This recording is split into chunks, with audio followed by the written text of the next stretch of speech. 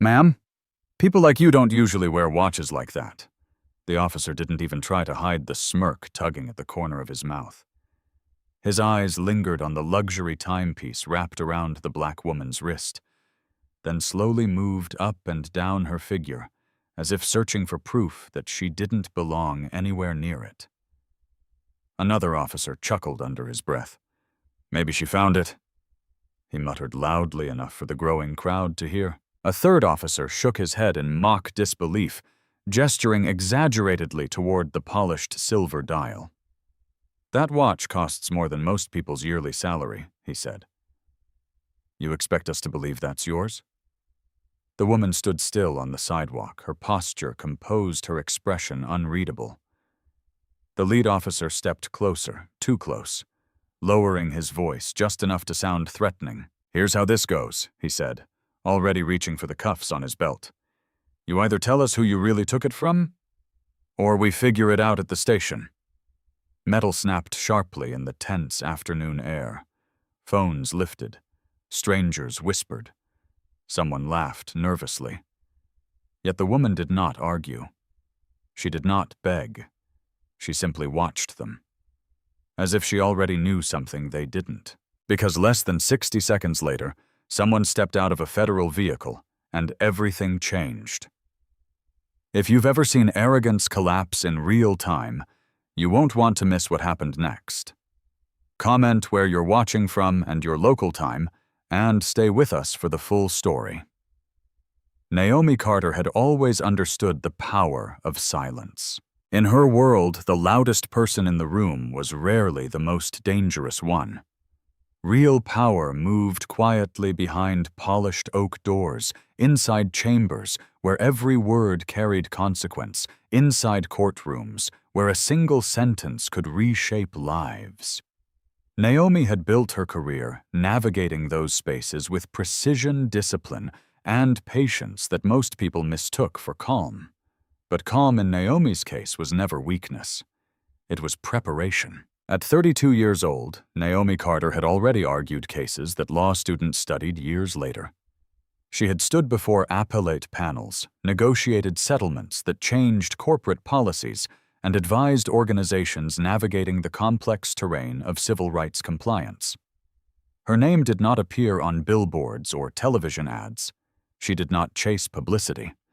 Yet inside legal circles across Chicago, her reputation carried quiet weight. She was known for something rare. She never spoke more than necessary, but when she did, people listened. That Friday afternoon had begun like dozens of others, structured, intentional, efficient. Downtown Chicago pulsed with its usual rhythm. The late summer sun reflected against glass towers, casting bright, geometric patterns across the sidewalks below. Traffic moved steadily along Dearborn Street horns, occasionally punctuating the steady hum of the city. Professionals hurried between meetings, tourists paused to photograph architecture, and street vendors called out greetings to familiar faces. Naomi stepped out of a black sedan precisely at 3:18 p.m., her heels meeting the pavement with measured confidence. Her driver nodded politely before pulling away, leaving her momentarily framed by the towering federal courthouse rising across the street. She wore a charcoal-tailored blazer that complemented the clean lines of her posture, paired with a soft, ivory blouse that caught the light each time she moved. Her trousers were tailored to perfection, sharp without appearing rigid, professional without appearing forced. Every detail had been chosen intentionally, from the understated leather belt to the small stud earrings that reflected just enough light to emphasize her composed presence. But it was the watch on her wrist that often drew attention. A Patek Philippe Calatrava, white gold casing, minimalist dial sapphire crystal face. Elegant in a way that did not demand attention, yet inevitably captured it. The timepiece rested comfortably against her skin, its weight familiar after years of daily wear. To most observers, it appeared to be a simple symbol of success. To Naomi, it was something else entirely. She adjusted the sleeve of her blazer slightly, ensuring the watch sat comfortably before crossing the street toward the federal building. Her steps were unhurried. She believed arriving composed mattered more than arriving early. Inside the courthouse, a policy review meeting awaited a closed-door discussion involving attorneys' compliance advisors and a federal mediator regarding a discrimination settlement affecting several major institutions. Naomi had been invited not simply because of her legal expertise, but because of her reputation for clarity in emotionally charged situations. She did not inflame conflict. She resolved it. Her phone vibrated gently inside her handbag as she approached the corner. A message from her colleague, Daniel Brooks, running 10 minutes behind. "Save me a seat." Naomi allowed herself a small smile. Daniel was brilliant, but chronically late. She paused briefly near the window of a high-end jewelry boutique adjacent to the courthouse plaza, glancing at a subtle reflection of herself in the glass, not out of vanity, but habit. Court appearances demanded precision. Every detail communicated something, whether intended or not. Presentation mattered. Perception mattered. Fair or unfair, she had learned early in her career that competence alone was rarely enough. She had once overheard a senior partner say, "People don't just listen to credentials, they listen to confidence they can see." So Naomi ensured confidence was visible. A group of pedestrians passed behind her, their conversation blending into the ambient rhythm of the city. Somewhere nearby, a taxi driver called out directions. A construction crew's distant drilling echoed between buildings, the ordinary sounds of a weekday afternoon. Ordinary, predictable, safe, or so it seemed. Across the street, a middle-aged woman exited the jewelry boutique, carrying a small branded shopping bag. Her eyes moved briefly across the sidewalk before pausing on Naomi's wrist. Her expression changed. Subtle at first, then unmistakable. She slowed her steps, glancing again at the watch. Her brows narrowed slightly, as though searching memory.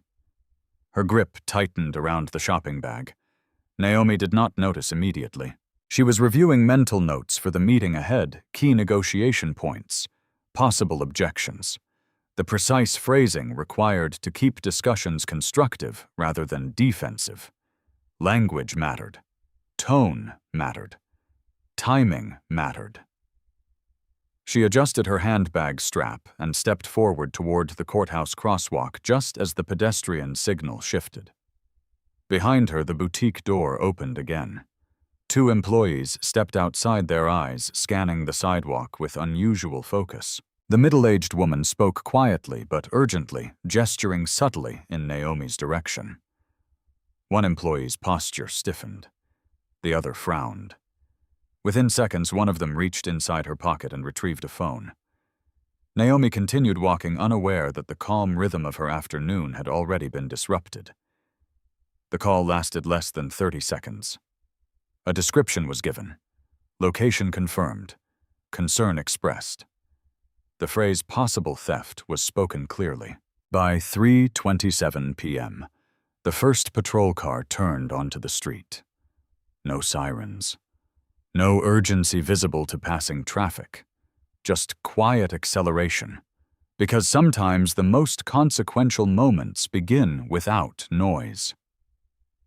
Naomi reached the courthouse plaza steps just as her phone vibrated again. "Daniel, traffic is worse than expected. Stall if they start early." She exhaled slowly, grounding herself in the familiarity of preparation. She had no way of knowing that within minutes, preparation would not matter. Credentials would not matter. Reputation would not matter. Because someone had already made a decision about her, and they had made it without asking a single question. As Naomi paused briefly near the base of the courthouse steps, the reflection of flashing lights appeared faintly against the polished glass entrance behind her. At first, she assumed the vehicles were responding to something unrelated. Downtown always held some form of urgency, but when the lights grew brighter and slower and stopped directly beside her, she turned, slightly curiosity replacing routine focus. The patrol car doors opened almost simultaneously. 2 officers stepped out. their attention already fixed on her. The first thing Naomi noticed was how quickly the air changed. Just seconds earlier, the courthouse plaza had carried its usual rhythm, footsteps crossing polished stone, quiet conversations blending into the hum of the city, the distant echo of traffic bouncing between glass buildings. But when the patrol car doors opened, the rhythm fractured. People slowed. Some stopped entirely. Attention shifted. Officer Daniel Reynolds stepped out first, adjusting the front of his vest, as his eyes immediately locked onto Naomi's wrist. He did not introduce himself right away. He did not ask if she needed assistance. Instead, he studied her in silence for several seconds, as if comparing what he saw in front of him with an image already formed in his mind. His partner, Officer Klein, followed half a step behind, scanning Naomi from head to toe, with a similar expression measured skeptical, almost rehearsed. Naomi's instincts activated immediately. She had encountered scrutiny before. Not always openly hostile, not always direct, but present in subtle pauses, in questions framed slightly differently, in assumptions disguised as procedure.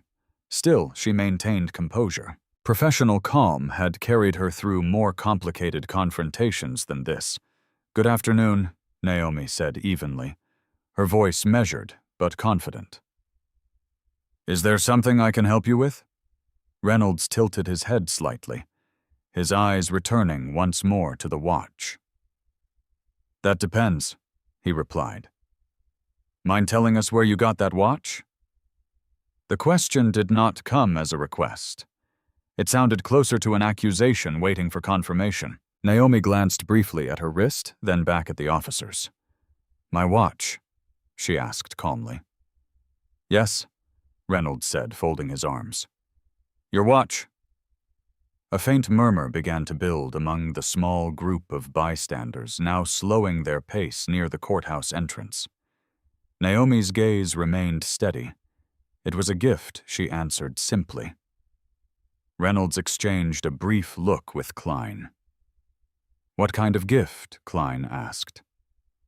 "A personal one," Naomi replied. Reynolds exhaled through his nose, not quite a laugh, but close enough to suggest disbelief. "You see?" He began, gesturing casually toward the street behind them. "We just received a report about a stolen luxury watch matching that exact description." Naomi's expression did not change, but internally she felt the shift. Precision mattered now. Tone mattered even more. And she asked calmly. And Reynolds continued, stepping slightly closer. "The reporting party identified someone fitting your description in the immediate area." Naomi allowed a small pause. "I imagine many people fit a general description," she said. Reynolds' lips pressed into a thin line. "Female, early 30s, dark blazer, wearing a Patek Philippe Calatrava in white gold." The specificity landed heavier than the accusation itself. Behind the officers, another patrol vehicle rolled slowly to the curb. Naomi noticed the reflection of blue lights flickering faintly against the courthouse glass doors. Still calm, still composed. She adjusted the strap of her handbag slightly. "I have a meeting in that building," she said, gesturing politely toward the federal courthouse entrance. "If there is a misunderstanding, I'm happy to clarify once I arrive." Reynolds did not move aside. Instead, he shifted his stance, positioning himself more squarely between Naomi and the courthouse steps. "Clarifying now would probably be better," he said. A few pedestrians stopped entirely. One person subtly lifted a phone. Another pretended to check messages while angling the camera toward the interaction. Naomi noticed. Of course she noticed. Public perception could shape reality long before facts were confirmed. "What exactly is the allegation?" she asked. Klein answered this time. "Theft." The word landed bluntly, stripped of hesitation. Naomi inhaled slowly, controlling the pace of her breathing. That allegation is incorrect, she said evenly. Reynolds extended his hand slightly. Then you won't mind removing the watch while we verify the serial number. It was not phrased as an option. Naomi's eyes met his. I do mind, she said. The air tightened instantly. Klein shifted his weight. Reynolds' jaw moved slightly, as though recalculating tone. Ma'am, he said, his voice lowering just enough to signal authority. Cooperating tends to make situations like this go faster. And assuming wrongdoing tends to complicate them, Naomi replied calmly. A faint ripple moved through the growing crowd. Someone whispered. Someone else adjusted their phone angle for a clearer view. Reynolds's patience appeared thinner now. We're trying to resolve a complaint, he said. All we need is confirmation that the property is legally yours. Naomi's expression remained steady. You have no legal basis to confiscate my personal property without probable cause, she said. The statement landed differently than her previous responses. More precise. More deliberate. Klein's eyes narrowed slightly. Reynolds noticed. What line of work did you say you were in? He asked. I didn't, Naomi replied. Another patrol car slowed nearby. The quiet presence of additional officers changed the psychological balance of the scene. Authority multiplied. Pressure intensified. Across the street, the boutique door opened again. The middle-aged woman stepped forward hesitantly, accompanied by one of the store employees. She pointed. Subtle, but unmistakable. That's her, she said quietly. Reynolds nodded once. Thank you, ma'am. The employee stepped closer, eyes fixed on Naomi's wrist. That model was reported stolen earlier this week, he said. Same casing, same dial configuration. Naomi turned slightly toward him. Reported stolen by whom she asked. The employee hesitated briefly. Our records indicated records can be incorrect, Naomi said calmly. Reynolds's hand rested near the cuffs on his belt now. You understand why this looks suspicious, he said. I understand assumptions are being made, Naomi replied. The employee spoke again. We have reason to believe the watch belongs to a private collector. Naomi's voice remained steady. Then that collector is welcome to contact me directly. A flicker of irritation crossed Reynolds's face. That's not how this works, he said. Another phone lifted. A second person began recording openly. Traffic slowed slightly as drivers noticed the gathering crowd. Reynolds stepped closer. Last chance, he said quietly. Remove the watch voluntarily. Naomi did not move. No. The word was calm. Clear. Final. For a moment, no one spoke. Then Reynolds reached for his radio. Dispatch requesting additional unit. Static crackled briefly. Unit en route. Klein adjusted his stance again, subtly positioning himself behind Naomi's left side. The gesture did not go unnoticed. The crowd sensed escalation.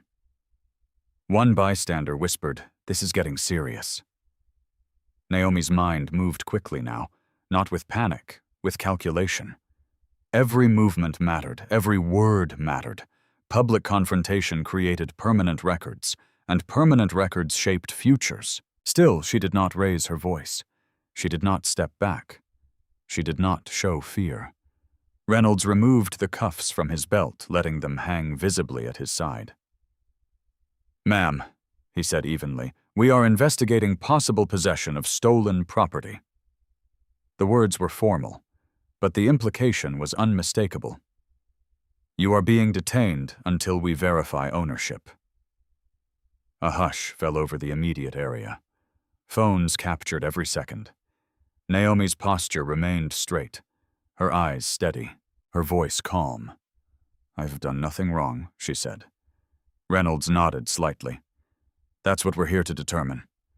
In the reflection of the courthouse glass doors behind them, red and blue lights pulsed rhythmically. More officers approached, and the situation, once a simple misunderstanding, was no longer simple.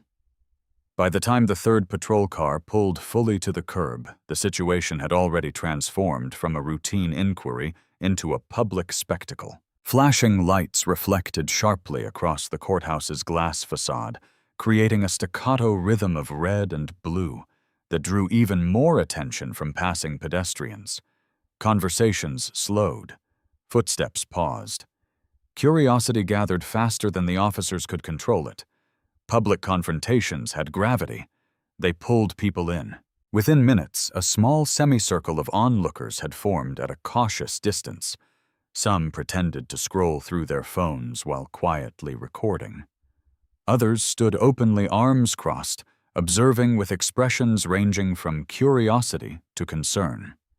Naomi remained at the center of the tension, her posture unchanged, her breathing measured, her gaze steady. The metal weight of attention pressed from every direction, yet she refused to mirror the urgency surrounding her. Officer Reynolds seemed to interpret her calm as defiance. His jaw tightened slightly.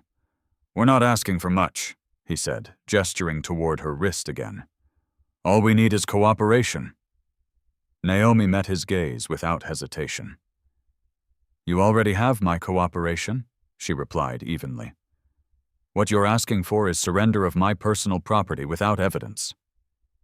Reynolds exhaled sharply, shifting his weight, as if her composure unsettled him more than resistance would have. Klein stepped slightly closer, lowering his voice just enough to sound confidential, but still audible to those nearest.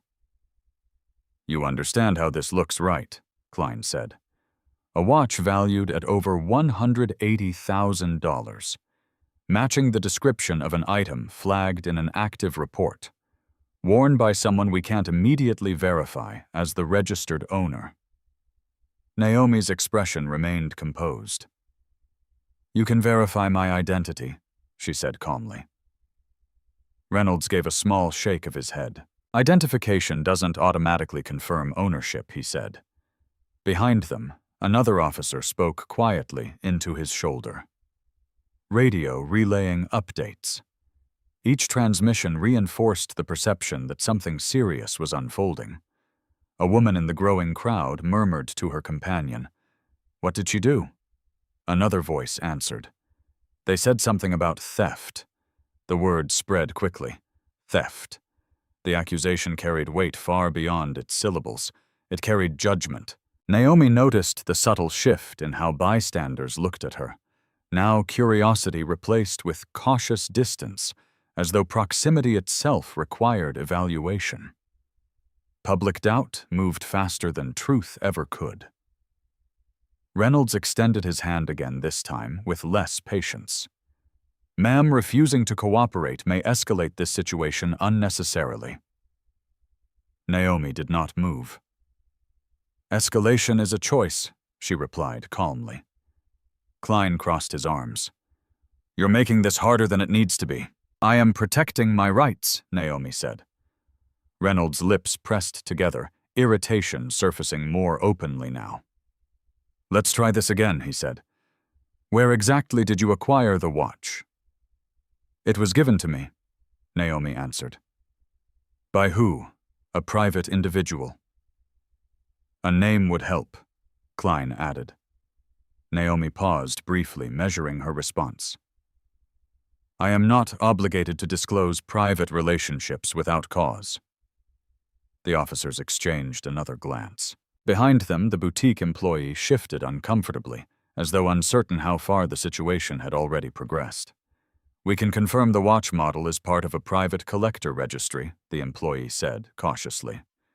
"The reported stolen piece matches the same series." Naomi turned her attention briefly toward him. "A series can include hundreds of units," she said calmly. "Yes," he admitted. "But the timing of the report, timing does not establish ownership," Naomi interrupted gently. Her tone remained controlled, but her precision carried unmistakable authority. Reynolds noticed.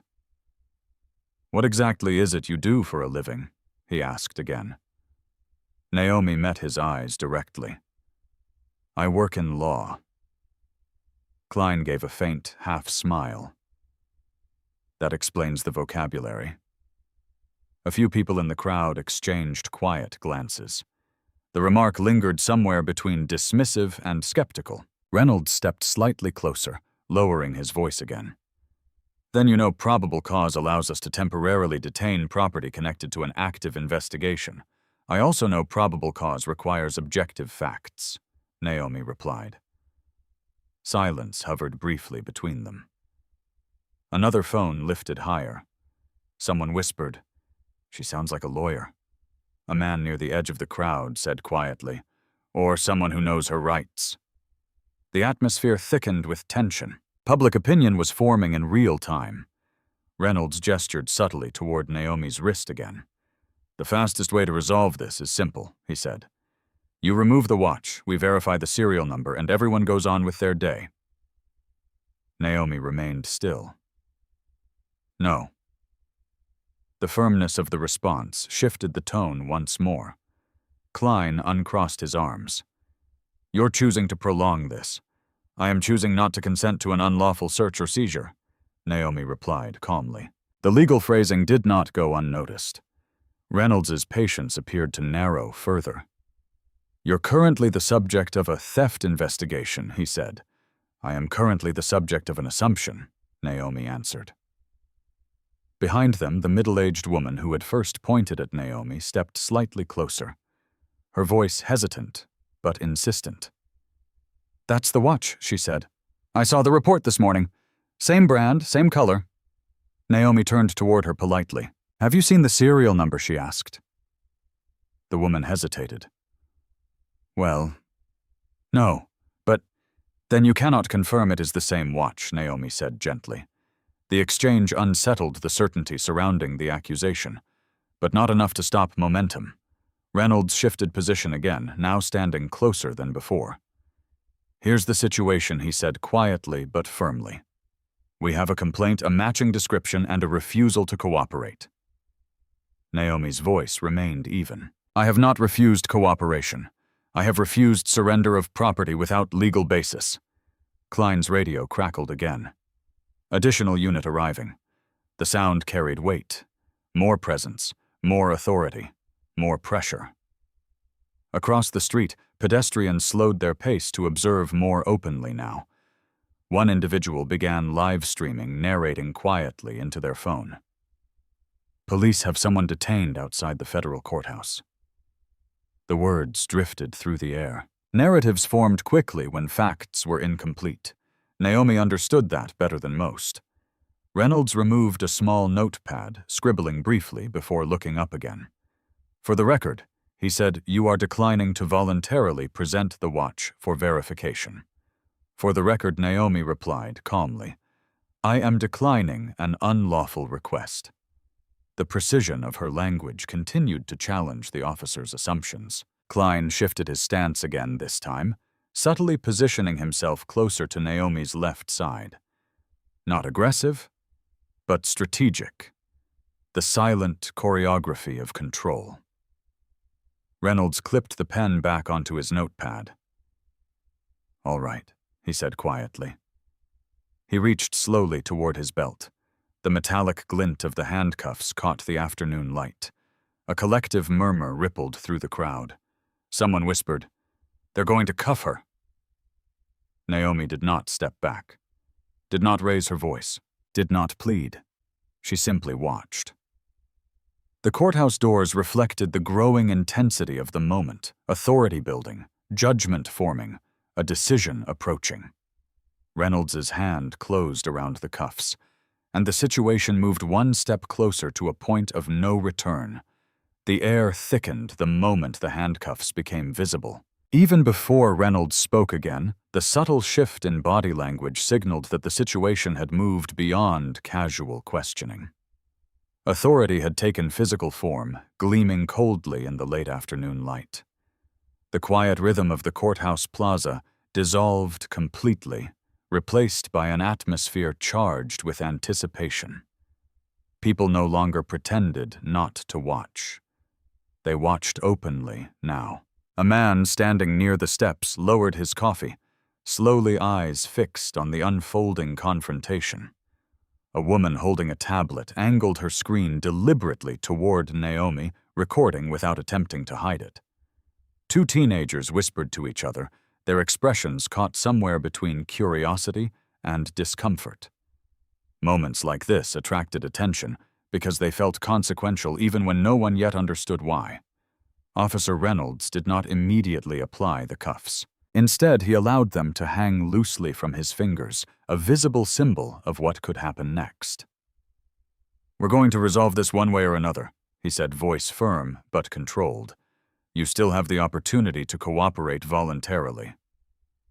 Naomi's posture remained composed, but internally she registered every movement with heightened clarity.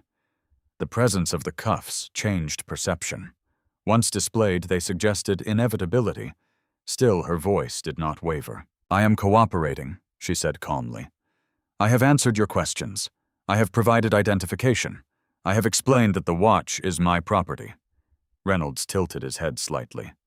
"You've provided statements," he replied. "Verification is still pending." Behind him, the boutique employee shifted nervously, clearly uncomfortable with how quickly the situation had escalated. "I just want to clarify," the employee said cautiously, glancing between Naomi and the officers. "The report we received earlier described a watch from the same collection. We flagged the similarity out of responsibility, not certainty." Naomi turned slightly toward him, her expression steady. "Similarity does not equal evidence," she said. The employee hesitated. "Yes, but high-value watches are often registered. The report mentioned a private collector filing notice of a missing piece." Reynolds seized on the statement immediately.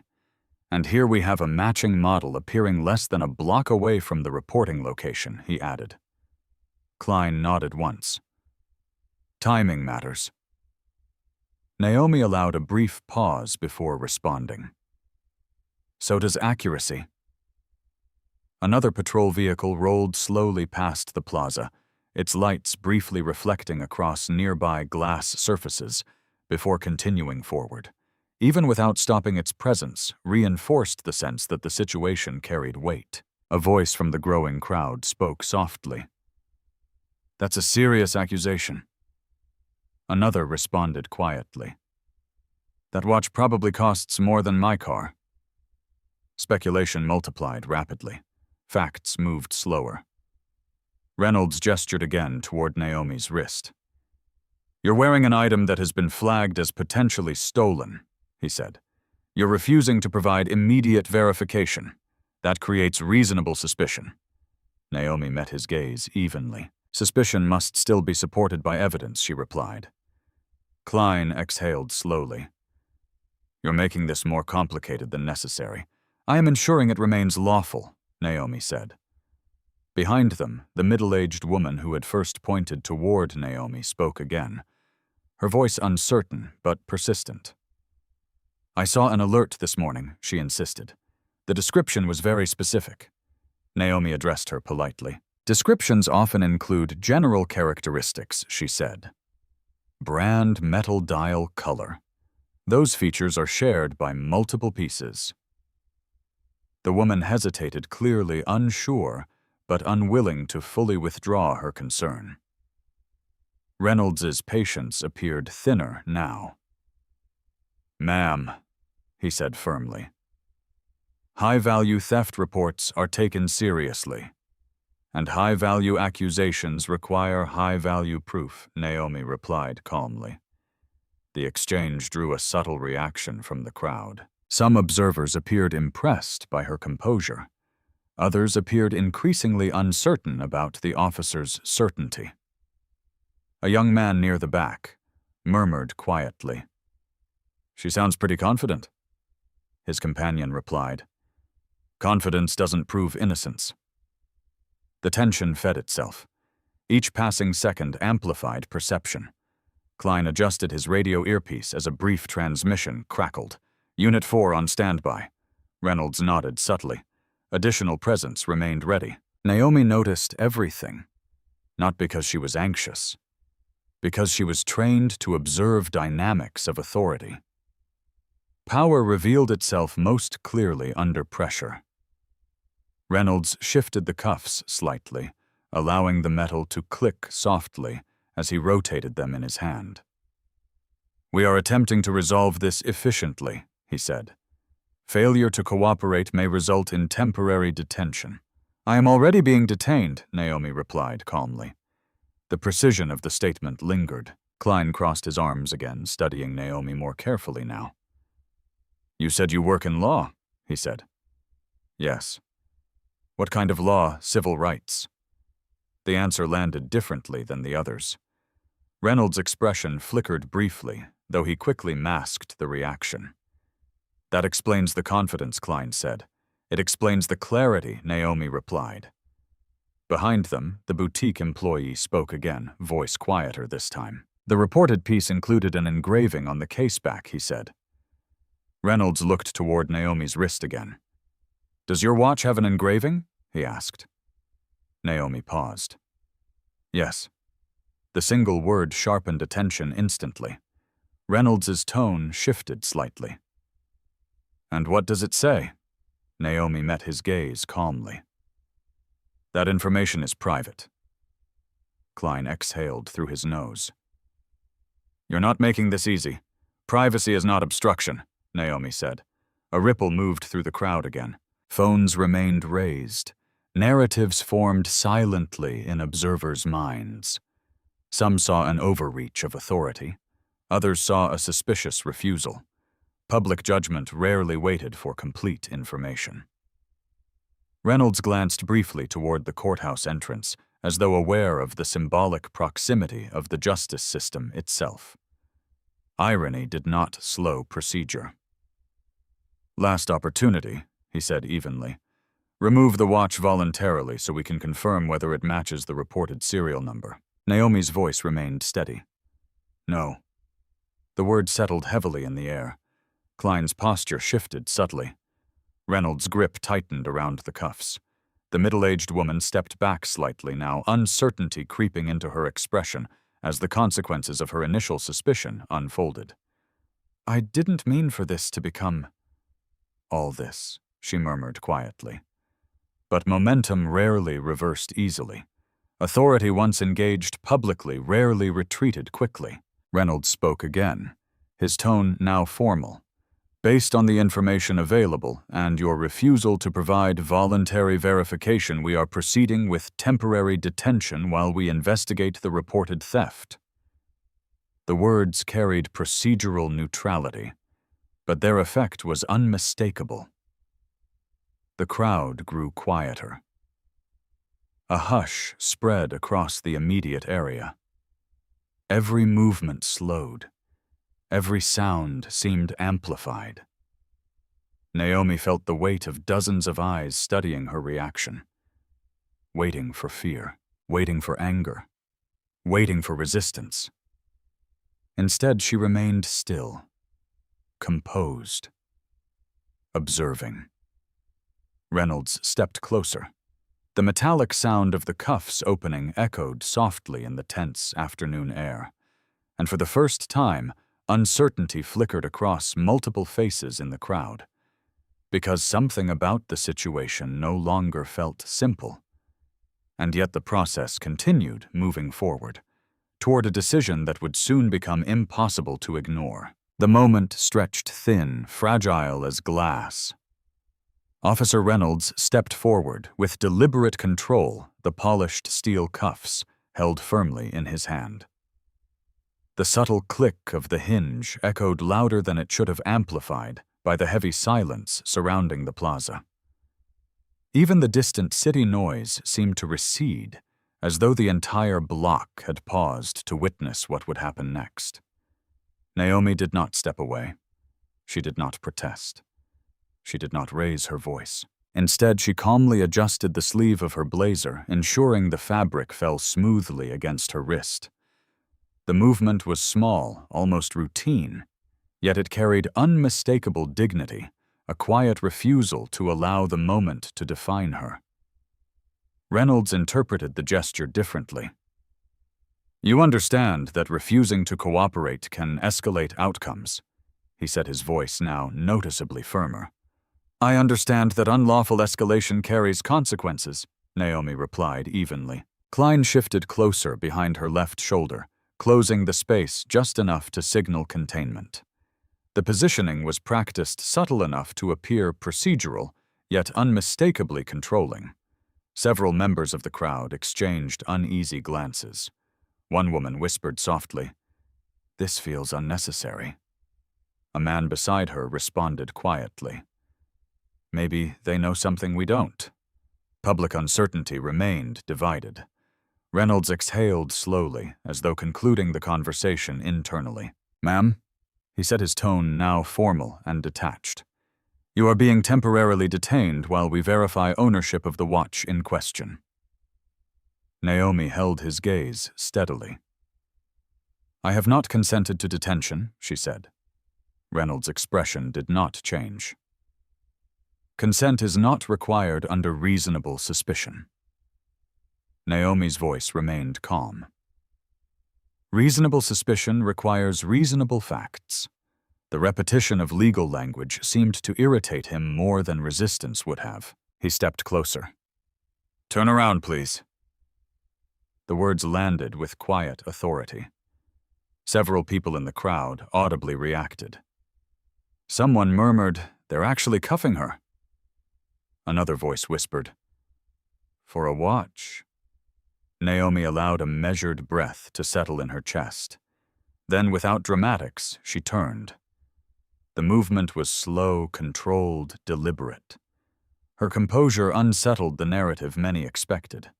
No struggle, no argument, no panic, just quiet confidence. Klein gently guided her hands behind her back, not roughly but firmly enough to eliminate ambiguity.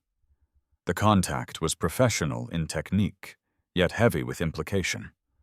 The cold metal circled her wrists. Click. The sound carried sharp finality. A collective murmur spread through the onlookers. Several phones tilted slightly forward, zooming closer. The symbolism was unmistakable. Handcuffs did more than restrain movement.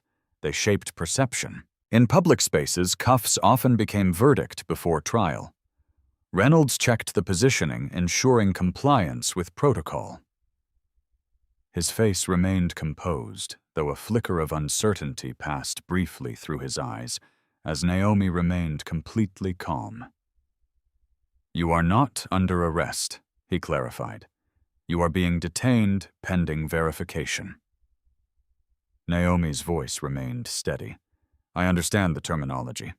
Klein stepped slightly back, maintaining close proximity. The subtle choreography of control continued.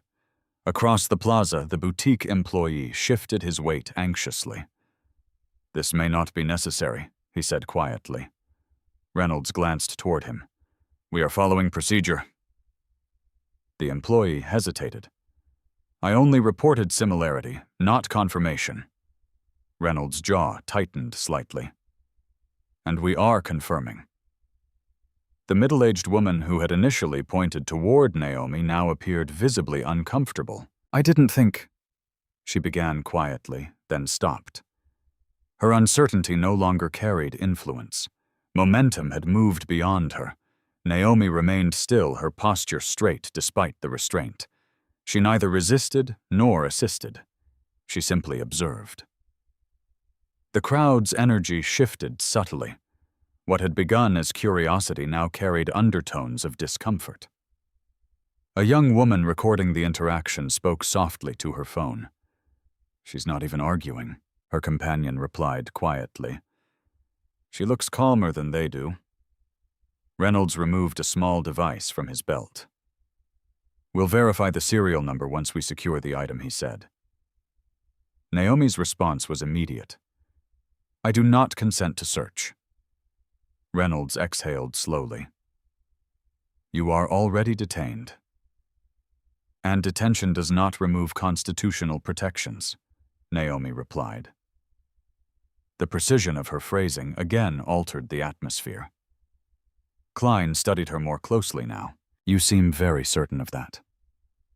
"I am," Naomi said calmly. Traffic continued moving slowly along the street, drivers craning their necks to observe the scene unfolding on the courthouse steps. Authority displayed publicly always drew attention, but calm under pressure drew even more. Reynolds stepped slightly to Naomi's side. "For now," he said, "we are requesting confirmation from the reporting party regarding identifying details." Klein spoke quietly into his radio. "Confirm engraving description." Static crackled briefly. "Stand by." Seconds stretched longer than they should have. Naomi remained silent, observing, waiting. A faint breeze moved through the plaza, shifting loose strands of hair near her face. The late afternoon sun reflected gently against the courthouse glass, casting long geometric shadows across the pavement. Time moved strangely in moments like this, both fast and slow, simultaneously urgent and suspended. The boutique employee spoke again, voice cautious. The reported engraving included initials. Reynolds looked toward Naomi. "Care to share what your engraving says now?" Naomi met his gaze. No. The refusal remained calm, controlled, consistent. Klein's radio crackled again. "Attempting contact with reporting collector." Reynolds nodded once. Behind them, a man in the crowd whispered, "If she really stole it, she wouldn't be this calm." Another responded, "Or she's confident she won't get caught." Perception divided along invisible lines. Judgment formed without resolution. Reynolds adjusted his stance again, maintaining visible authority. "We will resolve this shortly," he said. Naomi did not respond. She simply stood there, wrists restrained, dignity intact. The courthouse doors reflected the tableau, officers' crowd flashing lights, a woman standing still at the center of attention she had never invited. Public scrutiny had already begun shaping the story, and stories once formed rarely disappeared easily. Klein's radio crackled once more. "Collector unavailable at this time." Reynolds' brow tightened slightly. Verification delayed. Resolution postponed. Pressure sustained. Naomi remained silent. Calm. Unshaken. And increasingly that calm began to unsettle those who had expected something very different. Because fear was predictable. Anger was predictable. Panic was predictable. But certainty. Certainty suggested something else entirely, something the officers had not yet considered. The longer Naomi Carter stood in handcuffs, the more the situation began to evolve beyond a simple misunderstanding. What had started as a suspicious glance had now hardened into an official incident documented by multiple officers, recorded by strangers, and quietly forming a narrative that threatened to follow her long after this moment ended. Officer Reynolds maintained his stance in front of her posture, straight, expression controlled, but increasingly strained. His earlier confidence had softened, replaced by a quiet determination not to appear uncertain in front of both the public and his fellow officers. Authority once displayed publicly rarely allowed space for doubt. Klein stood slightly to Naomi's side, monitoring the crowd with trained awareness, though his eyes returned repeatedly to the restrained woman, whose calm composure continued to disrupt the tone they had expected. Most individuals placed in handcuffs protested. Most became defensive. Most showed visible signs of distress. Naomi did none of those things. She stood still, breathing evenly, gaze level, neither hostile nor submissive. Observing. Waiting. The quiet confidence unsettled assumptions. Reynolds removed the identification Naomi had provided earlier from his pocket and studied it again as though repetition might reveal something previously overlooked. "Naomi Carter," he read aloud. His eyes moved slowly across the printed information. Attorney. Illinois Bar Registration Number. Professional credentials clearly listed. Reynolds tilted the card slightly, examining the embedded security hologram reflecting the afternoon light. You said you work in civil rights law, he said. Yes, Naomi replied calmly. Reynolds gave a small nod, though skepticism lingered. That can mean many things. It means exactly what it says, Naomi answered. Klein leaned slightly closer, reading the identification over Reynolds' shoulder. She's licensed, Klein said quietly. Reynolds did not immediately respond. Licensure did not eliminate suspicion, but it complicated assumptions. You carry verification of employment, Reynolds asked. Naomi met his gaze steadily. I am not required to carry proof of employment while walking down a public street. Reynolds exhaled slowly. Cooperation tends to reduce friction. Rights tend to reduce misconduct, Naomi replied. The exchange drew subtle reactions from the crowd. A man in a gray suit near the courthouse steps whispered quietly to a colleague.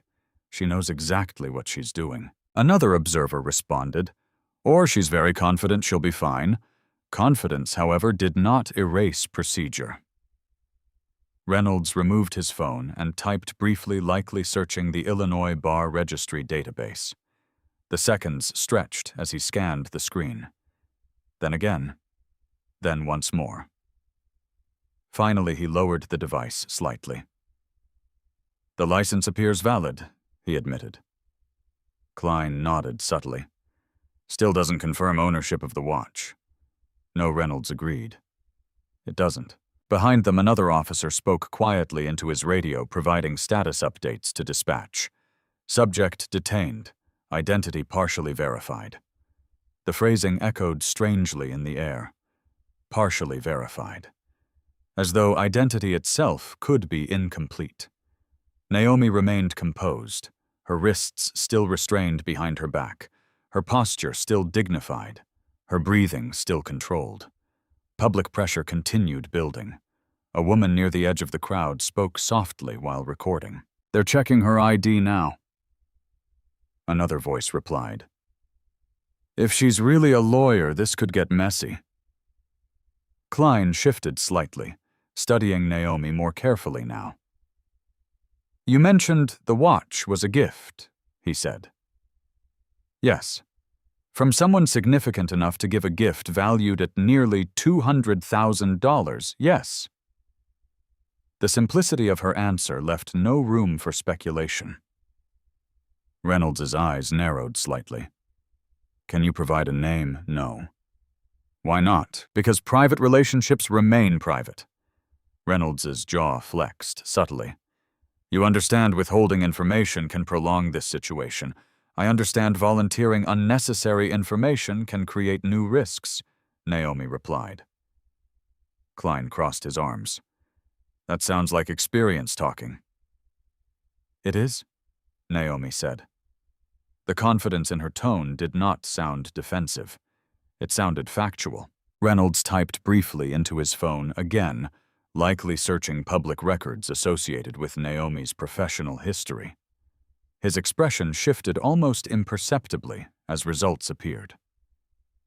You've been involved in several federal cases, he noted. Yes.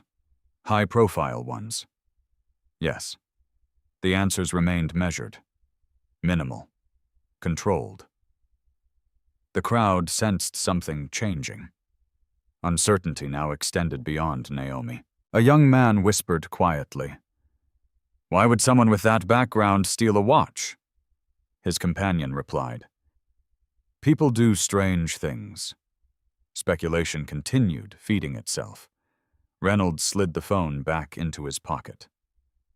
Professional credentials don't eliminate suspicion, he said. They should eliminate assumptions, Naomi replied calmly. Klein studied her face more carefully now, searching perhaps for any indication of deception. He found none. Her breathing remained steady. Her eyes remained clear. Her composure remained intact. Dispatch Klein spoke quietly into his radio request confirmation of theft report details. Static answered briefly. Report filed by private collector earlier this morning. Any serial number provided pending confirmation. Reynolds's brow tightened slightly. Still incomplete, still uncertain. Yet the detention remained. Naomi shifted her weight slightly, not out of discomfort, but to maintain balance on the stone pavement. The subtle movement reminded the crowd that despite her composure, she remained restrained. A visual contradiction. Dignity within restraint. Reynolds spoke again. "If this is a misunderstanding," he said, "verification will resolve it." "If it is a misunderstanding," Naomi replied calmly, "it should not have escalated this far." Neither officer responded immediately. The observation lingered. The middle-aged woman who had initially identified Naomi now appeared increasingly uncomfortable, her earlier certainty replaced by quiet doubt. "I might have been mistaken," she murmured quietly to the boutique employee. But the statement came too late to prevent consequence. Procedure rarely reversed easily once initiated. Reynolds checked the time briefly. 3:41 p.m. The courthouse steps reflected the slow passage of minutes. Authority continued to hold position. Uncertainty continued to grow. And somewhere beneath the procedural surface, doubt began to quietly form. Because everything about Naomi Carter suggested preparation. Preparation suggested expectation. And expectation suggested she knew something the officers did not. Something that had not yet entered the equation. Something that would soon shift the balance entirely.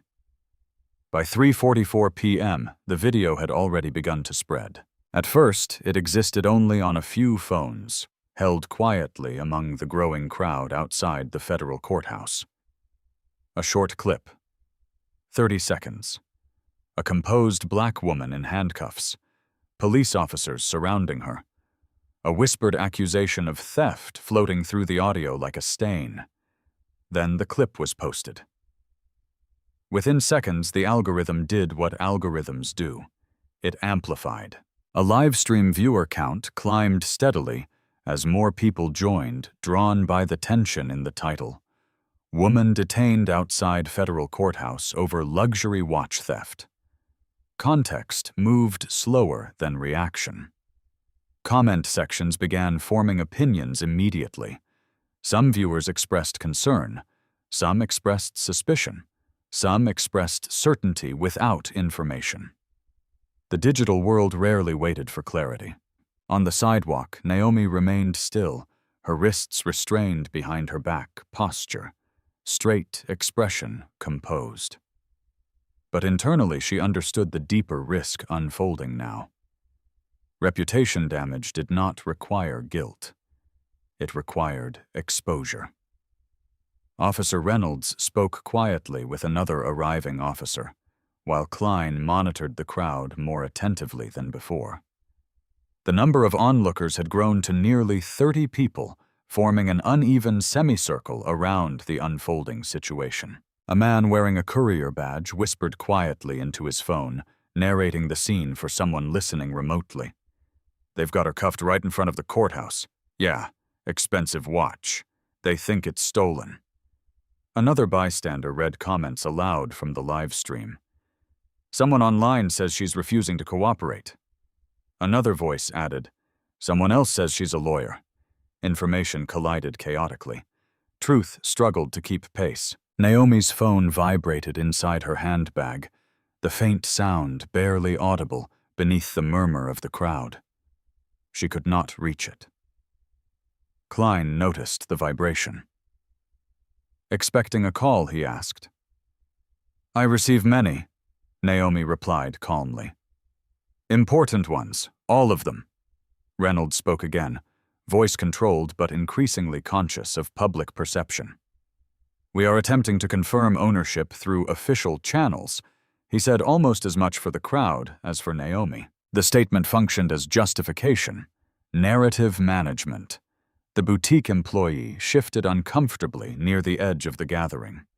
"I want to reiterate," he said cautiously. The store did not accuse her directly. "We only identified a possible match." Reynolds nodded once. "And we are verifying that possibility." But doubt had already begun spreading beyond the sidewalk. Across the city, Daniel Brooks sat in slow-moving traffic, glancing down at his phone as a notification appeared. A shared video link. He tapped. His brow tightened instantly. The camera angle showed Naomi standing outside the courthouse plaza, restrained, surrounded by officers. The caption read, "Possible theft suspect detained." Daniel's grip tightened on the steering wheel. "That can't be right," he murmured. He immediately dialed her number. No answer. He tried again. Still no answer. He opened the video once more, listening more carefully now to the audio. Officer voices. Fragments of conversation. Words like verification and reported stolen drifting through background noise. Daniel exhaled sharply. "No," he said quietly. He knew Naomi Carter. He knew precision defined her life. He also knew she had a meeting scheduled inside that very building within minutes. He changed lanes abruptly, seeking any faster route through traffic. Meanwhile, the live stream continued gaining viewers. Comments multiplied. Some expressed support. Some expressed doubt. Some assumed guilt. A woman standing near the back of the crowd lowered her phone briefly and spoke quietly to a companion. "She doesn't look nervous," her friend replied. "Some people hide it well." Perception continued dividing. Officer Klein spoke quietly into his radio again. Any update from reporting party static answered. "Collector representative unavailable." Reynolds's patience tightened slightly. "Continue attempts," he replied. Verification delayed again. Resolution postponed. Pressure sustained. Naomi shifted her weight slightly, the cuffs limiting movement but not posture. She remained composed, observant, unshaken. A young journalist passing nearby paused when she noticed the gathering. Her professional instinct activated immediately. She stepped closer quietly, recording footage from a discreet angle. Her press badge hung partially concealed beneath her jacket. "Excuse me," she asked gently toward the officers. "Can you confirm whether an arrest has been made?" Reynolds glanced briefly toward her. "No arrest at this time," he replied. "Then why is she in handcuffs?" the journalist asked. "For officer safety during detention," Reynolds answered. The phrasing sounded procedural, but its optics told a different story. The journalist's camera captured Naomi's calm expression. Her restrained wrists, her unwavering posture. Images carried influence. Images shaped narratives. And narratives shaped public opinion. Across the plaza, a government vehicle turned slowly onto the street unnoticed at first, amid the attention focused on Naomi. Dark exterior. Official plates. Discreet but unmistakable presence. Inside the vehicle, a driver spoke quietly into a hands-free communication system. "Yes, we've arrived." The vehicle slowed near the courthouse entrance. Still unnoticed. Still unremarkable. Until the rear passenger door opened. Back on the sidewalk, Reynolds checked his watch briefly. 3:52 p.m. Time advancing. Tension holding. Naomi remained still, her eyes scanning the reflective courthouse glass for subtle movement. And then she saw it. A familiar silhouette stepping from the government vehicle. Her expression did not change. But something shifted quietly behind her calm gaze. Something almost imperceptible. Recognition. The journalist near the edge of the crowd adjusted her camera, slightly capturing the arrival, without yet understanding its significance. The driver closed the vehicle door respectfully. The arriving figure paused briefly, observing the scene from a distance. Authority often revealed itself through presence alone. Klein followed Naomi's gaze momentarily, but did not yet register what she had seen. Reynolds continued speaking into his radio, unaware that the balance of power had already begun to tilt. Because within moments, someone with far greater authority would enter the conversation. And when they did, every assumption made so far would be forced into the open. The government vehicle did not announce itself with flashing lights or urgency. It arrived quietly, almost respectfully, as though aware that true authority rarely needed spectacle. Its dark exterior reflected the afternoon sun in muted tones, blending seamlessly into the professional atmosphere surrounding the federal courthouse. Yet the moment the rear passenger door opened, the energy in the air began to change. The driver stepped aside immediately, posture straight, eyes forward, a subtle gesture of respect. Then she appeared. Judge Patricia Cole did not rush. She never rushed. Years on the federal bench had refined her presence into something unmistakable, calm, controlled, deliberate.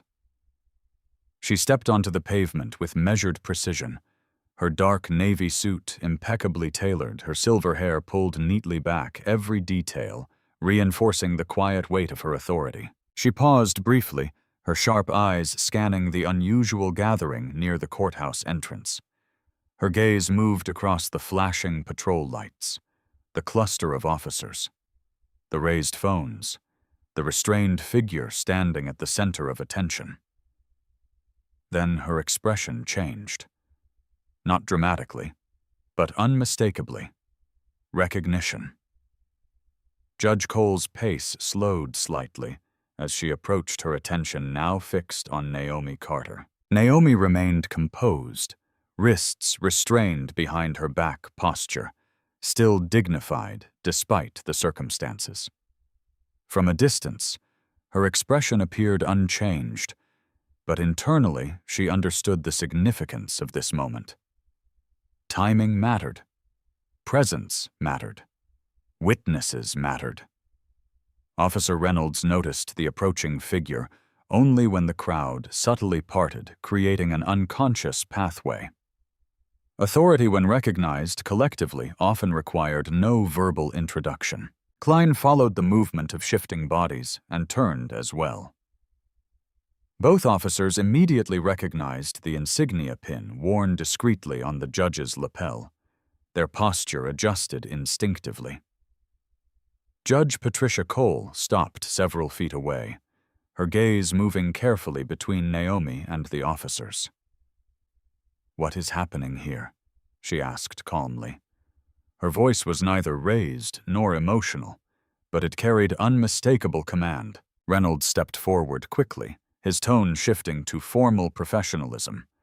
"Good afternoon, Your Honor," he said. "We are currently investigating a reported theft involving a high-value item." Judge Cole's eyes moved briefly toward Naomi's restrained wrists. Her expression hardened slightly. "Is that so?" she asked.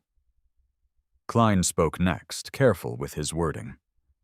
"The subject is temporarily detained while we verify ownership of a luxury watch matching a reported stolen item." Judge Cole's gaze returned to Naomi's face.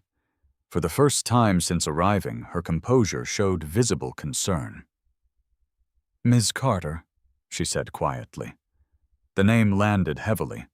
Several members of the crowd exchanged quick glances. Reynolds blinked once. "You know her?" he asked cautiously. Judge Cole's attention remained on Naomi. "Yes," she said simply. Naomi inclined her head slightly in acknowledgement. "Good afternoon, Your Honor." The familiarity in the exchange did not go unnoticed. The journalist near the back of the crowd adjusted her camera angle quickly. The livestream viewers began reacting in real time. Comments appeared rapidly. "Wait," The judge knows her. Who is she? What is going on? Reynolds cleared his throat slightly. We are following up on a complaint regarding possible possession of stolen property, he explained. The item matches the description of a watch reported missing earlier today. Judge Cole stepped closer, her eyes briefly examining the timepiece on Naomi's wrist. Then she looked directly at Reynolds. And what evidence supports this detention? She asked. Her tone remained calm, but it carried expectation. Reynolds maintained professionalism. The reporting party identified the model as consistent with a missing piece belonging to a private collector. Judge Cole's eyes narrowed slightly. Consistent, she repeated. Yes, Your Honor. And based on consistency alone, you determined probable cause to restrain Ms. Carter in public. Reynolds hesitated briefly. The subject declined to voluntarily provide the watch for serial number verification. Judge Cole's gaze shifted again to Naomi's restrained wrists. The visual carried weight far beyond words. You chose to apply handcuffs, she said quietly. Klein spoke carefully. For officer safety during detention. Judge Cole's expression remained controlled, though the silence that followed felt heavier than any raised voice. The surrounding crowd sensed the shift instantly. Authority had entered the conversation, and authority was asking questions. Naomi remained still, her composure unchanged. Judge Cole spoke again, her voice softer but more pointed. Ms. Carter, would you care to explain the circumstances? Naomi answered calmly. I was approached outside the courthouse regarding an allegation that my personal watch matches a reported stolen item. Judge Cole nodded once. And you declined voluntary surrender of your property, yes. Why? Because no lawful basis had been presented. The precision of Naomi's response carried clarity. Judge Cole turned back toward the officers. You are aware Ms. Carter has argued multiple federal civil rights cases before this court, she said. Reynolds's posture shifted subtly. I was not previously aware of her litigation history.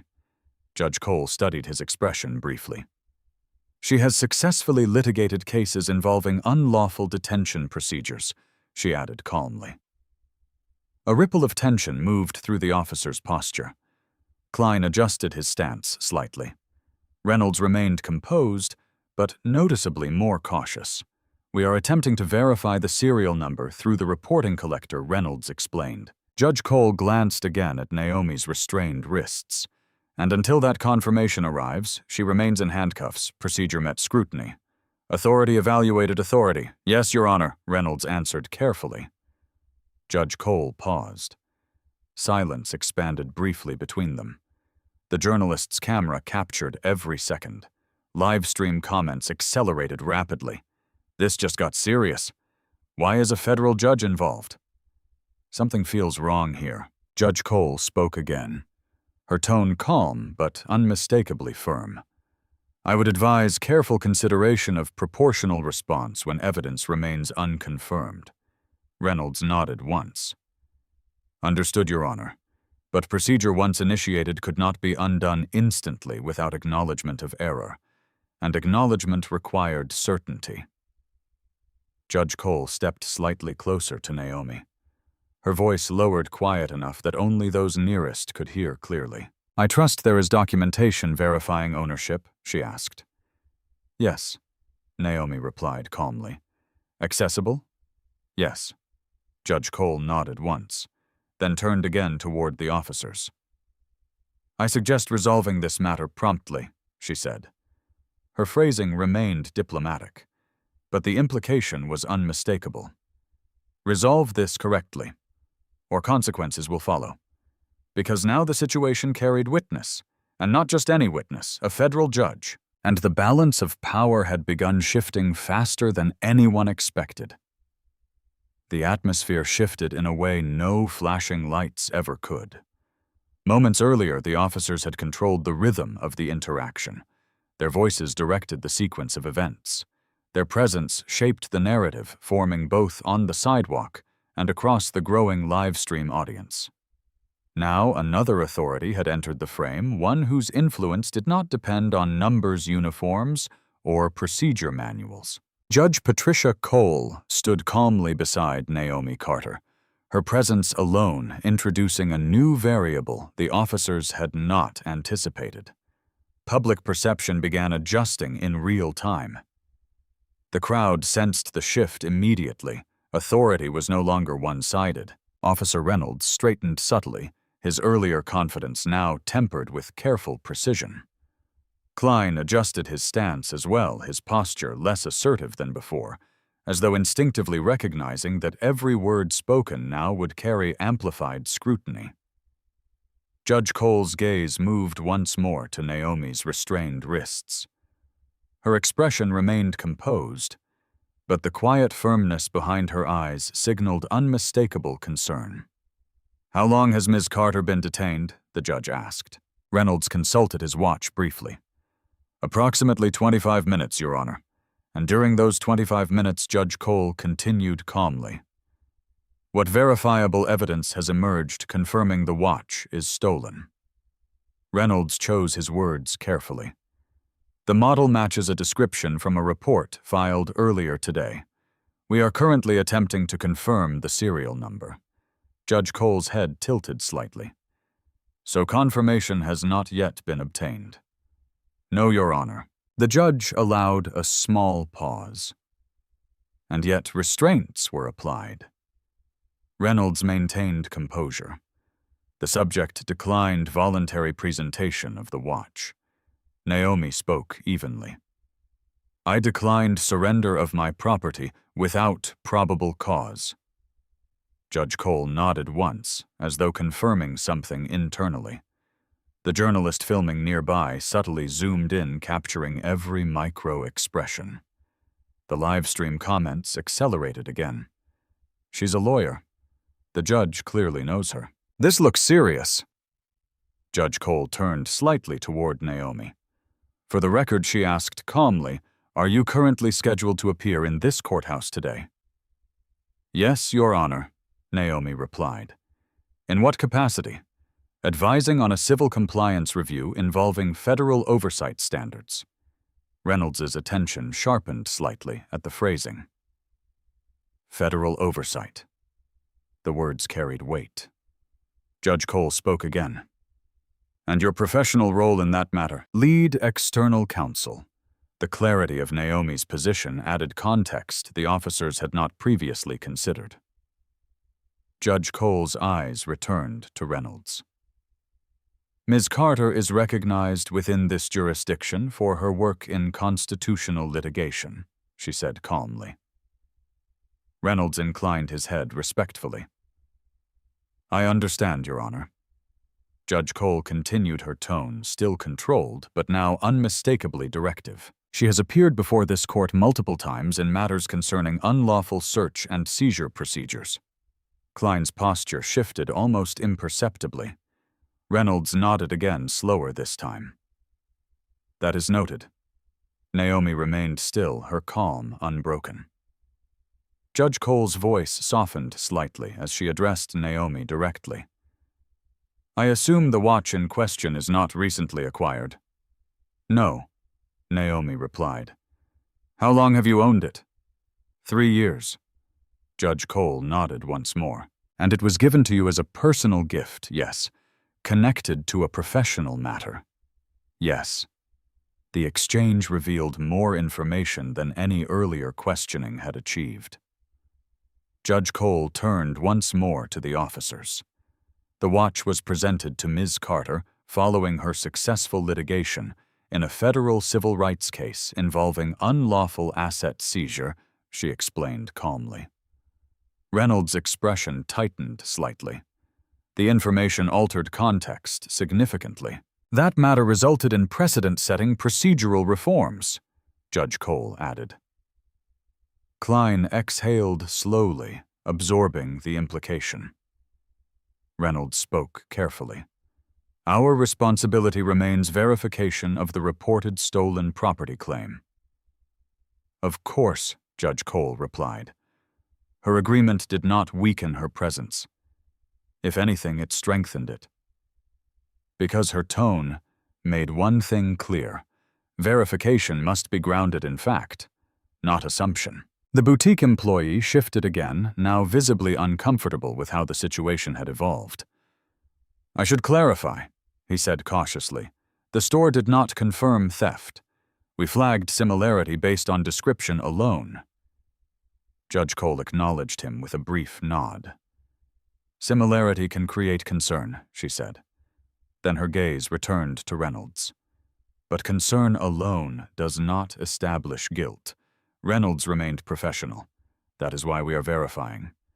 Naomi spoke calmly. "The engraving on the caseback confirms the watch's origin." Klein looked toward her wrist. "What does the engraving say?" Naomi answered without hesitation. "Justice requires courage." Judge Cole allowed the faintest trace of a smile. "I remember that inscription," she said quietly. The officers exchanged a brief glance. Recognition moved beyond Naomi now. Judge Cole continued calmly. "The engraving was commissioned by a federal legal foundation following Ms. Carter's successful defense of multiple clients whose assets had been wrongfully seized. The statement introduced documented history, verifiable context, professional credibility." Reynolds absorbed the information carefully. "That can be confirmed?" he asked. "Yes," Judge Cole replied. "Through official channels, yes." Klein adjusted his radio again. "Dispatch request confirmation regarding engraved presentation watch associated with Carter litigation matter." Static answered briefly. "Stand by." The crowd grew quieter. Livestream viewers reacted instantly. Comments appeared rapidly. "Wait. This is getting serious. They cuffed a civil rights attorney. This could become a lawsuit." The journalist filming maintained focus, aware that the narrative had shifted significantly. Judge Cole spoke again, her tone still calm but unmistakably firm. "Public detention based solely on visual similarity carries risk," she said. Reynolds nodded slightly. "We are aware." Judge Cole held his gaze briefly. "I trust this will be resolved appropriately." The phrasing carried both professionalism and warning. Naomi remained composed, silent, observing. The balance of authority had changed. Procedure now faced accountability. Assumption now faced scrutiny. And the officers understood something clearly for the first time: this situation would not simply disappear. Because now the person they had detained was no longer just a stranger on the sidewalk. She was a recognized legal authority, with witnesses, with documentation, with credibility. And the truth was moving closer. The silence that followed Judge Cole's words carried a different weight than any silence before it. This was no longer the quiet uncertainty of bystanders wondering what had happened. This was the measured pause of professionals realizing the situation had entered legally dangerous territory. Officer Reynolds adjusted his stance subtly, the earlier confidence now replaced by procedural caution. Every movement became more deliberate, every word more calculated, as the implications of detaining a recognized civil rights attorney in public began to settle in. Klein's radio crackled softly again. "Dispatch confirming inquiry with Federal Legal Foundation archives. Stand by." The mention of institutional records altered the tone further. Documentation meant traceability. Traceability meant accountability. Naomi remained still, her wrists still restrained, though the symbolism of the cuffs had begun to shift. What once signaled authority now risked suggesting misjudgment. Judge Patricia Cole stood calmly beside her, her presence neither aggressive nor defensive, but undeniably influential.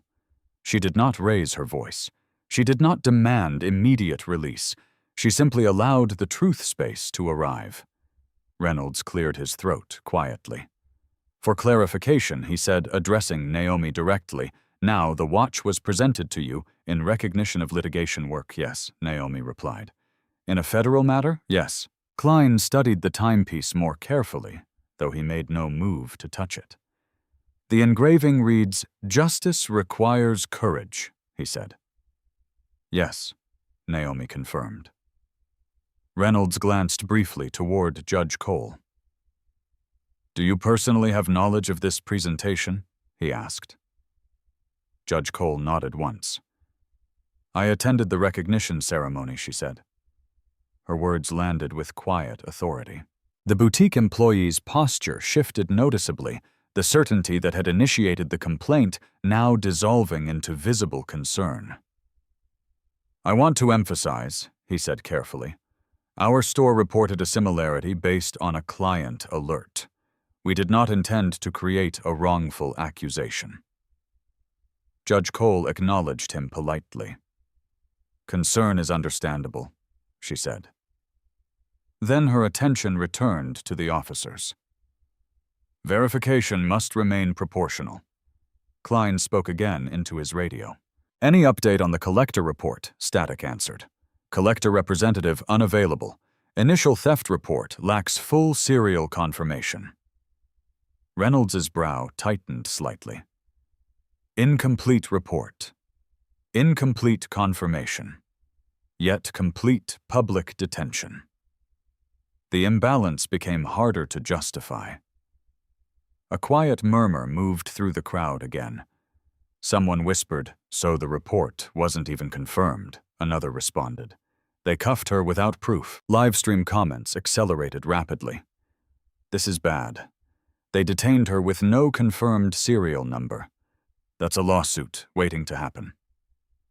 Naomi remained composed, her calm demeanor unchanged despite the growing shift in perception. Judge Cole spoke again, her voice measured. "The case referenced earlier involved improper seizure of assets under flawed identification procedures," she said. Reynolds listened carefully. "That litigation clarified evidentiary standards for property detention," she continued. Klein's expression shifted subtly. The relevance was unmistakable. Naomi spoke calmly. The watch was presented after the court determined multiple seizures had been conducted without adequate verification. Judge Cole nodded slightly. "The Foundation commissioned a limited engraving series recognizing attorneys involved in the case," she added.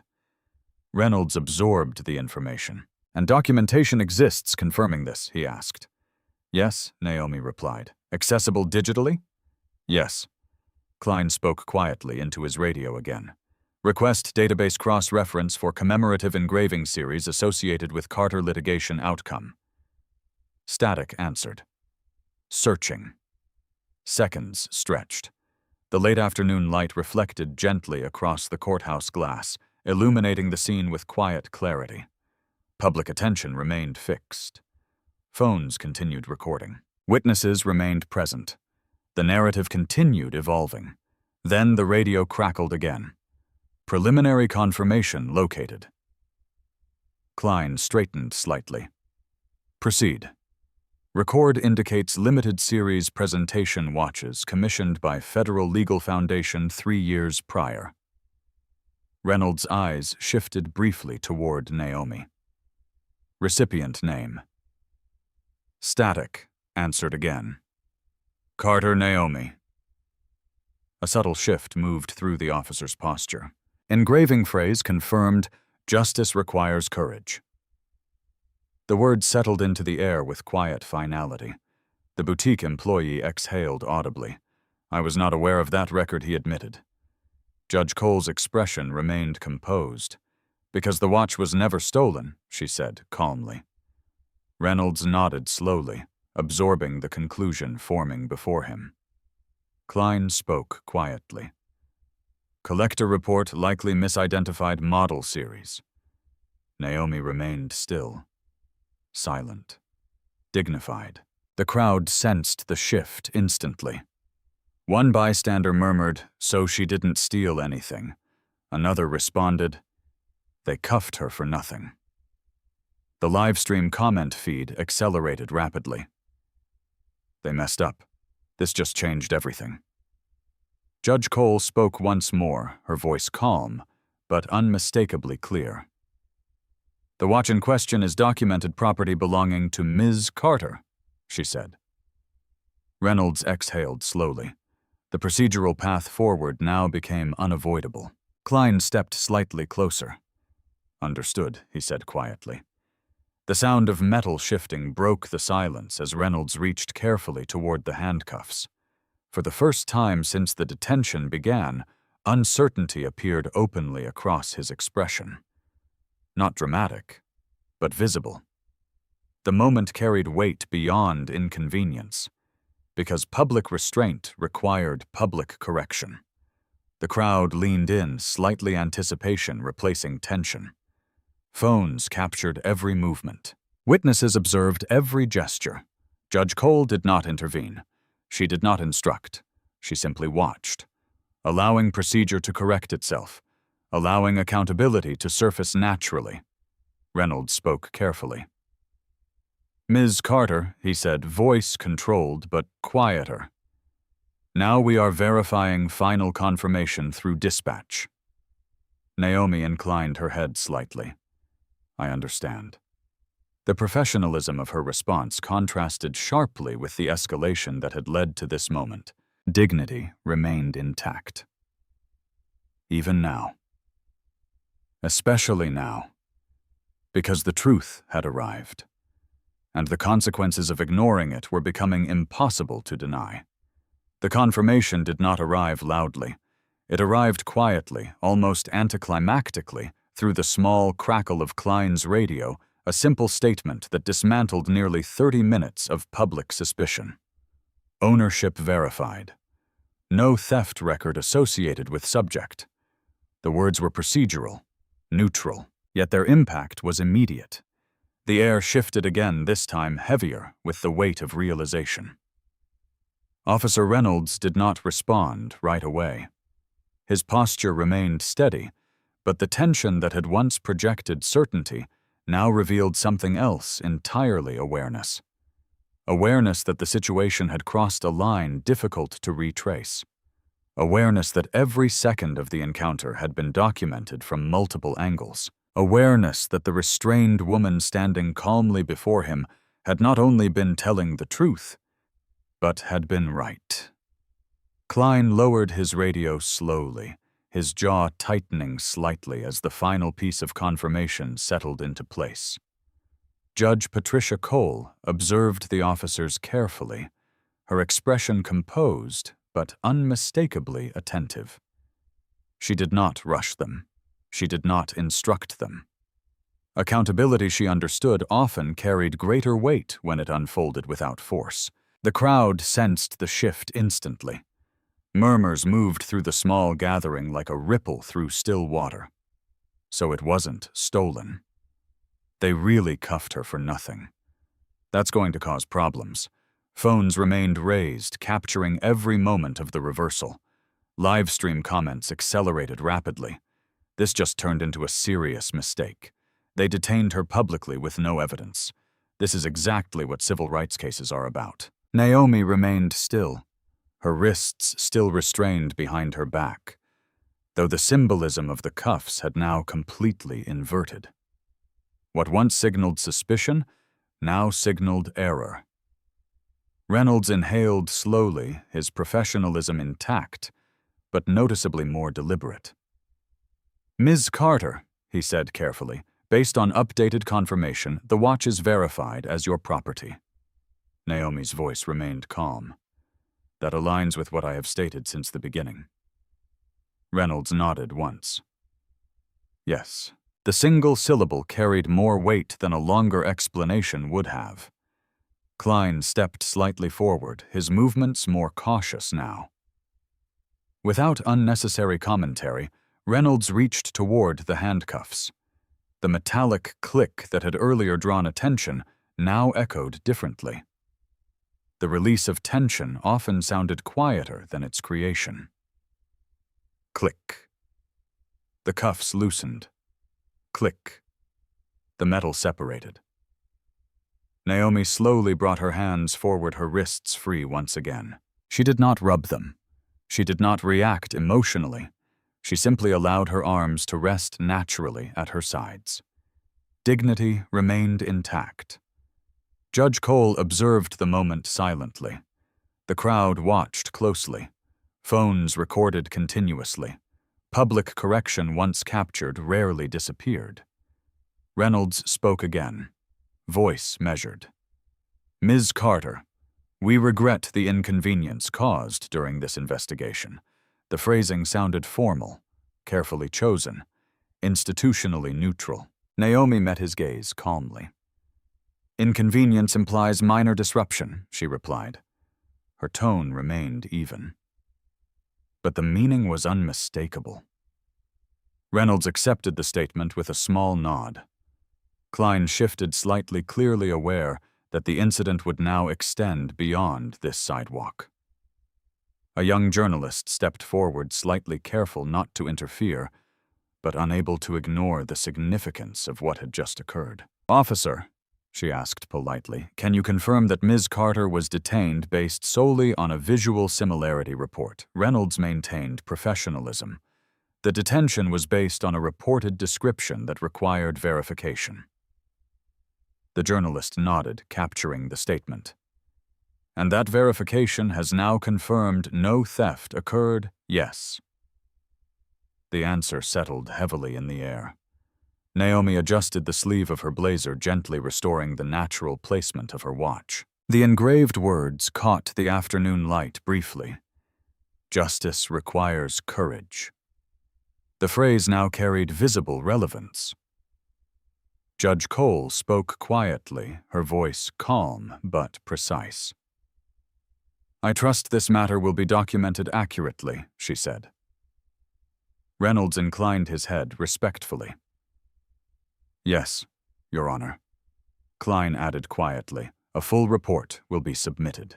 The middle-aged woman who had initially raised concern stepped forward hesitantly, her expression uneasy. I'm sorry, she said quietly to Naomi. I thought I recognized the watch from an alert. Naomi acknowledged her with composed courtesy. Mistakes can happen, she said calmly. Her response did not absolve responsibility, but it did demonstrate restraint. The boutique employee spoke next. Our store regrets any confusion caused, he said carefully. Naomi inclined her head slightly. Accuracy matters, she replied. The simplicity of the statement carried quiet power. The crowd began dispersing slowly now, the spectacle losing momentum as resolution replaced tension. But the cameras did not stop recording immediately. Moments of correction often attracted as much attention as moments of accusation. The journalist continued capturing footage, aware that the story had shifted from suspicion to accountability. Judge Cole turned slightly toward Naomi. Are you prepared for the meeting? She asked quietly. Yes, Naomi replied. Good, Judge Cole said. Her tone carried subtle reassurance, because despite the disruption, the work awaiting Naomi inside the courthouse remained important. Justice rarely paused for inconvenience. Reynolds stepped back, creating respectful distance. Klein did the same. Authority once asserted, now repositioned. Professional distance restored. Naomi adjusted her posture slightly, her composure unchanged despite the events that had unfolded. Her reputation remained intact, her credibility reinforced. But the experience itself would not simply disappear. Public detention left impressions, even when corrected, even when resolved. Judge Cole spoke once more before turning toward the courthouse entrance. Ms. Carter's work has contributed significantly to the protection of constitutional rights, she said calmly. Her statement was not dramatic, but it was unmistakably clear. The officers nodded respectfully, understanding fully that the situation they had just navigated would likely extend far beyond this sidewalk. Because moments like this did not end when the handcuffs came off. They continued through documentation, through policy review, through public conversation. Naomi walked beside Judge Cole toward the courthouse entrance, her pace steady, her posture confident. Behind them, the final flashes of recording phones lowered gradually, but the story had already begun spreading, and its impact would continue unfolding. By the time Naomi Carter stepped through the glass doors of the federal courthouse, the physical tension of the moment had subsided, but its implications had only begun to unfold. Public incidents rarely ended where they occurred. They expanded. They echoed. They entered systems designed to evaluate accountability, procedure, and consequence. Inside the courthouse lobby, the controlled environment contrasted sharply with the charged atmosphere outside. Marble floors reflected soft overhead lighting, and the quiet rhythm of professional movement replaced the murmur of spectators and the glow of recording screens. Judge Patricia Cole walked beside Naomi, without urgency, her presence offering neither sympathy nor dramatics, only recognition. "You handled that with remarkable restraint," the judge said quietly. Naomi's response remained measured. Restraint often clarifies truth, faster than reaction. Judge Cole allowed the faintest nod. "Yes," she said, "but restraint should never be mistaken as acceptance." Naomi understood the distinction. They entered a private elevator reserved for court personnel, the doors closing gently behind them. For the first time since the incident began, Naomi stood in a space free from observation, free from raised phones, free from whispered speculation, free from the invisible pressure of public perception. Still, the weight of the experience remained present, not emotional, not reactive, analytical. Moments like this required evaluation. What had happened? Why it had happened? What systems had allowed it to happen? Judge Cole spoke again. "You are aware this incident will likely trigger internal review," she said. "Yes," Naomi replied, "and potentially external attention, yes." Judge Cole studied her expression briefly. "Have you considered how you intend to proceed?" Naomi paused for a moment. "I intend to proceed carefully." Judge Cole nodded once. "Careful does not mean passive." "No." Naomi agreed. The elevator doors opened onto a restricted corridor, quiet and professional, where conversations were measured and documentation mattered more than speculation. Meanwhile, outside the courthouse, the consequences had already begun taking shape. Officer Reynolds remained near the plaza steps, completing preliminary incident documentation, while Klein communicated with departmental supervisors through secure channels. Public detention involving a licensed civil rights attorney required immediate reporting. Transparency protocols activated quickly. Reynolds's report began with procedural language. Subject temporarily detained based on similarity to reported stolen property description. Verification conducted through dispatch and institutional record. Ownership confirmed. Detention concluded without arrest. Yet procedural language rarely captured perception. Klein reviewed initial body camera footage, ensuring documentation remained complete. Multiple angles confirmed the sequence of events. Initial report. Public questioning. Refusal to surrender property without cause. Application of handcuffs. Arrival of federal judge. Verification of ownership. Release. Each moment now existed as permanent record, and permanent records required review. The middle-aged woman who had initially reported concern provided a brief statement clarifying that her identification had been based solely on a visual similarity to an online alert regarding a missing luxury watch. Her uncertainty now appeared clearly in her voice. "I thought I was helping prevent a theft," she explained quietly. The boutique employee also submitted clarification. "Our intention was precautionary, not accusatory. Intent, however, did not eliminate impact." Across the city, the video clip continued circulating online, now accompanied by updated captions.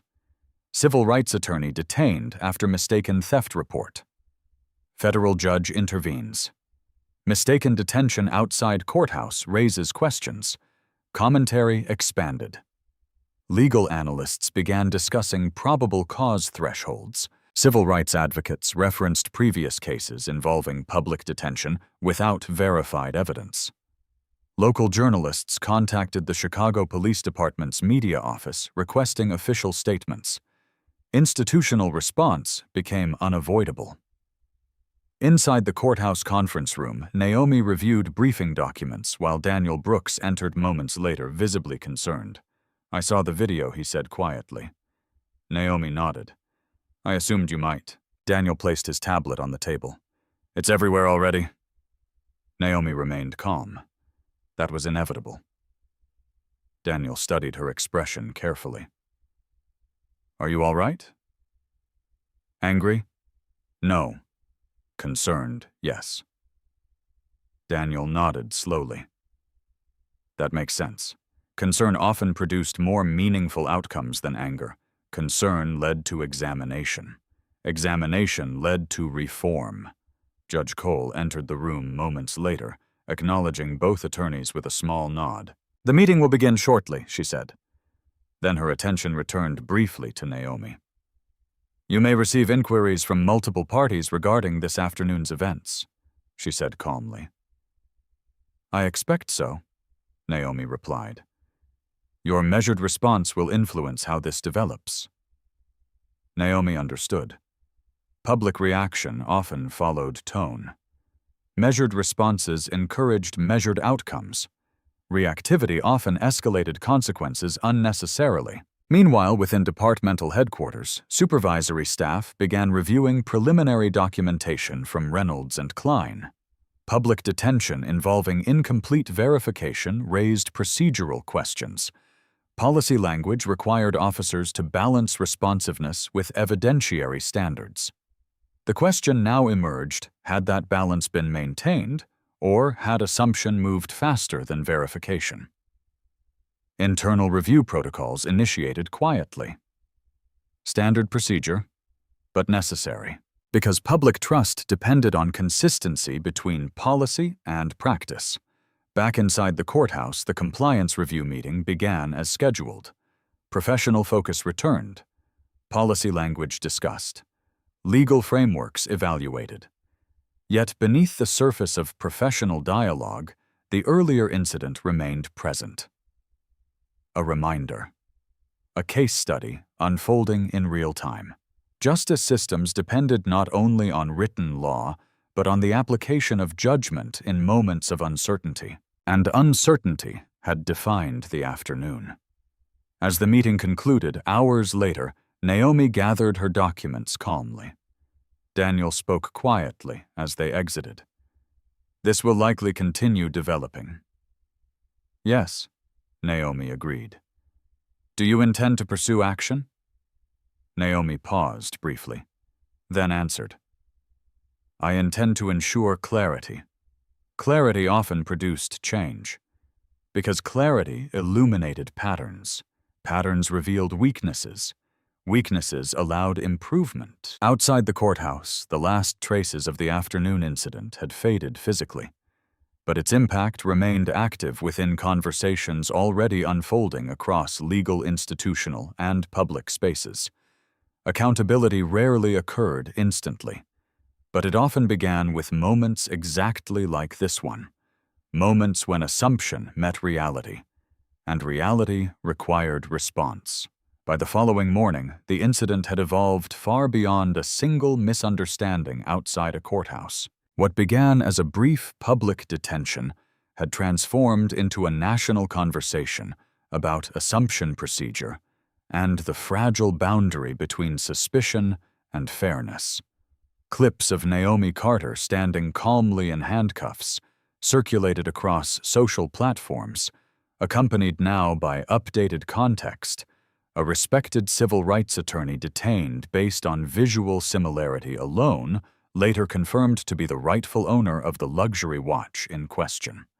The imagery resonated strongly. A composed black professional restrained in front of a federal courthouse, a federal judge stepping forward in quiet recognition. Verification arriving only after public escalation. The symbolism was unmistakable. Commentators began analyzing the event from multiple perspectives. Legal experts discussed the application of probable cause standards in situations involving high-value personal property. Civil rights advocates emphasized the psychological impact of public detention when assumptions precede verification. Former law enforcement professionals debated how procedural training could better balance responsiveness with restraint. Context deepened understanding.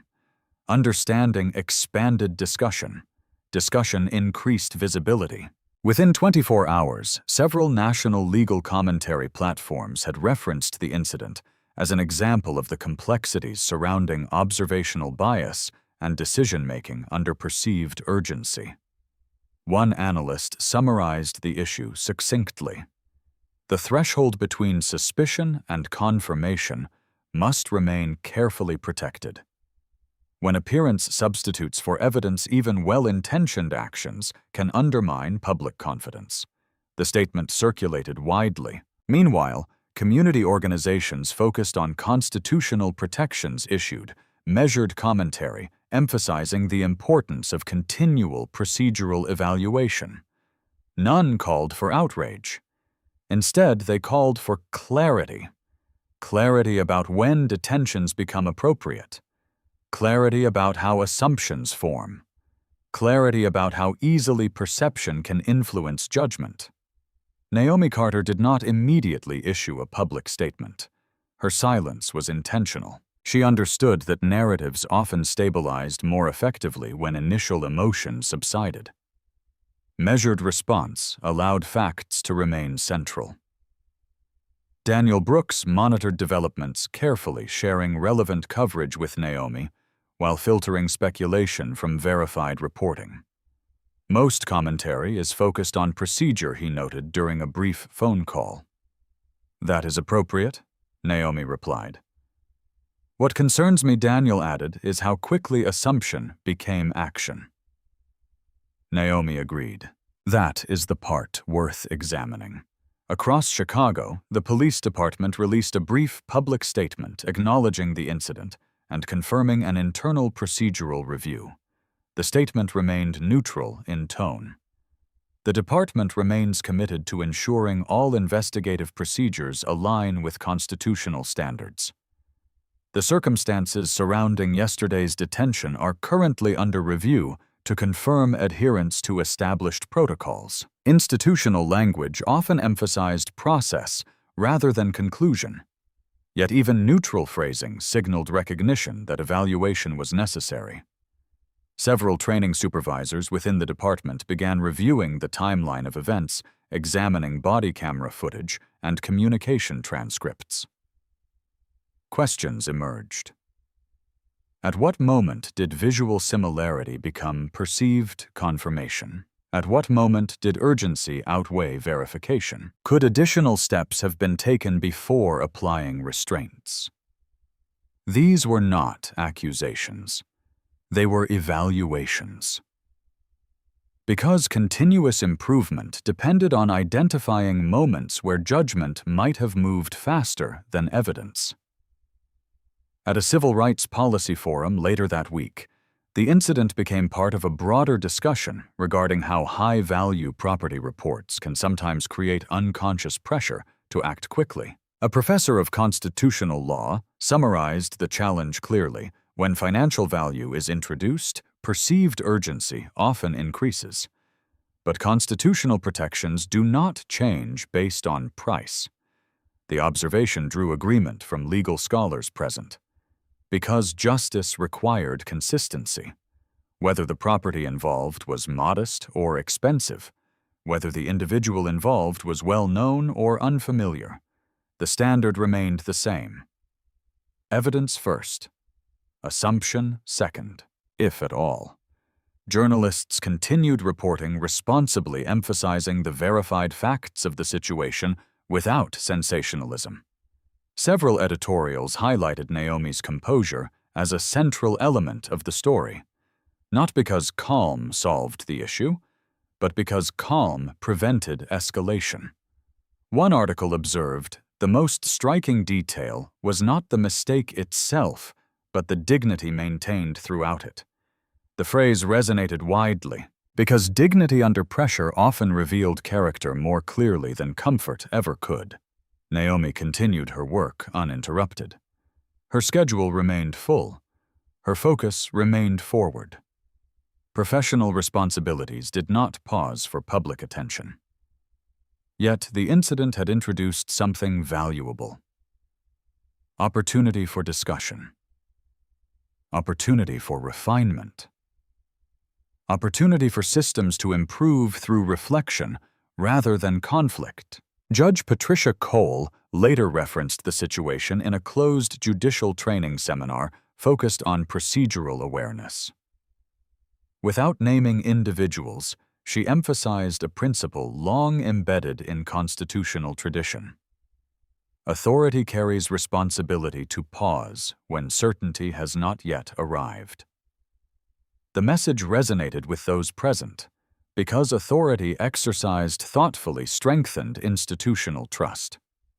Meanwhile, public commentary gradually shifted from reaction to reflection. Questions replaced assumptions. Analysis replaced speculation. Understanding replaced immediate judgment. The story's visibility contributed to awareness not through outrage, but through examination. And examination often produced progress. Naomi received numerous messages expressing support, though she responded to only a small number personally.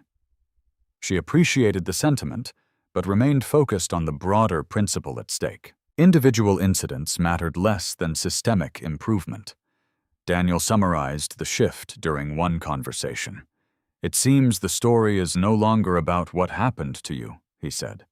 "It is about how similar situations might be prevented."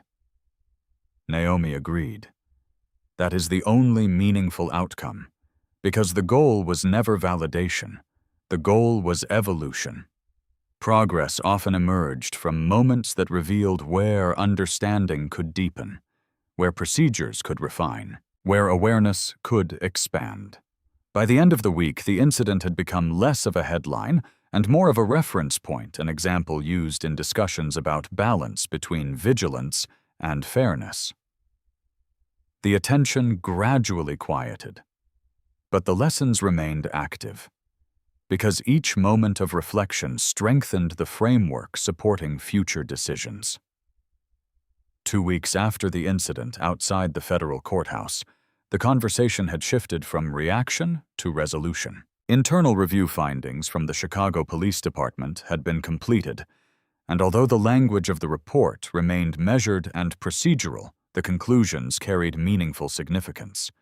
The review determined that while the officers involved had responded to a citizen complaint in accordance with general investigative protocol, the escalation to public detention prior to verification did not fully align with the department's own standards regarding proportional response. Policy language emphasized the importance of confirming material facts whenever reasonably possible before applying restraints in nonviolent property investigations. The distinction mattered, because proportionality protected both public safety and public trust. As part of the review outcome, updated guidance was distributed within the department, reinforcing the necessity of additional verification steps when handling reports based primarily on visual similarity rather than confirmed identifying information. The revision was not dramatic. It did not require structural overhaul, but it represented progress. Because systems improved most effectively through incremental refinement grounded in real-world situations. Officer Reynolds and Officer Klein remained active in their roles, though both completed supplemental procedural training focused on evidentiary thresholds and decision-making under observational uncertainty. The training emphasized a central principle: authority must remain anchored in evidence. Assumption alone could not justify escalation. Meanwhile, Naomi Carter continued her work uninterrupted. Her schedule remained full, her responsibilities unchanged, her focus consistent. The incident did not redefine her professional identity. It reinforced it, because the principles she had spent years defending had now intersected with her own lived experience. That intersection did not weaken her perspective. It strengthened it. During a legal symposium held later that month, Naomi participated in a panel discussion addressing procedural clarity in property-related investigations. She did not speak about the incident directly. She did not describe personal frustration. Instead, she addressed the broader principle: the legitimacy of authority depends not on its ability to act quickly, but on its willingness to act correctly. The room remained quiet as she continued. Verification is not an obstacle to justice. It is a requirement of justice. Her words resonated not because they referenced controversy, but because they reaffirmed foundational values embedded within constitutional law. Judge Patricia Cole, present among attendees, later summarized the significance privately during a judicial roundtable discussion. Moments of tension often reveal opportunities for institutional growth, she said. Growth, however, required acknowledgement. Acknowledgement required humility. Humility strengthened credibility. The boutique that had initially reported concern regarding the watch issued a quiet internal update to its own staff, clarifying recommended procedures when identifying items similar to those listed in private collector alerts. Rather than encouraging immediate escalation, employees were advised to rely on discreet communication channels, allowing verification without public confrontation. The adjustment was subtle, but meaningful, because prevention often required small changes in early decision-making. Daniel Brooks observed the broader impact during a conversation with Naomi following the symposium. "The story seems to have settled," he said. Naomi nodded. "That is appropriate."